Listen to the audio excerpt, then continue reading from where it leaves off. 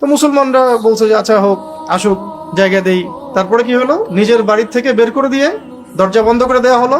তো মুসলমান নিজের বাড়ির ঘরের দরজার বাইরে দাঁড়িয়ে বলছে আমার বাড়ি আমাকে ফেরত দাও। আর এরা বলতেছে এরা সন্ত্রাসী। তাদের এই মিশনটা মুসলিমরা অনেক দেরিতে বুঝলেও আগে ওই জার্মানরা, রাশিয়ানরা, তারপরে ওই পশ্চিমারা, ইতালি, ফ্রান্স, ওরা কিন্তু আগেই বুঝে ফেলছিল যে এদের মধ্যে সমস্যা আছে। এই জন্য বিভিন্ন জায়গা থেকে ওদেরকে বের করে দেওয়া হয়েছে।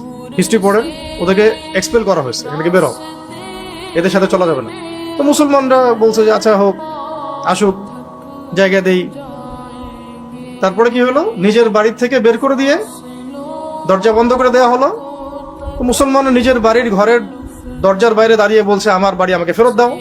আর এরা বলতেছে এরা সন্ত্রাসী, মুসলিমরা সন্ত্রাসী।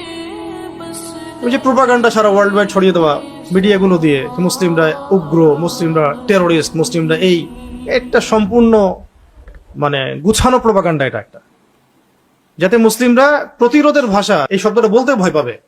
এটা বললেই যেন তাকে হিসেবে চিহ্নিত করা হয়। এই জন্য এইভাবে ছড়ায় দেওয়া হলো সারা ওয়ার্ল্ড ওয়াইড। প্রত্যেকটা পদক্ষেপ, স্টেপ হচ্ছে পরিকল্পিত, কোনোটাই কাকতালীয় ভাবে এমনি এমনি হয় নাই এবং সামনেও হবে না।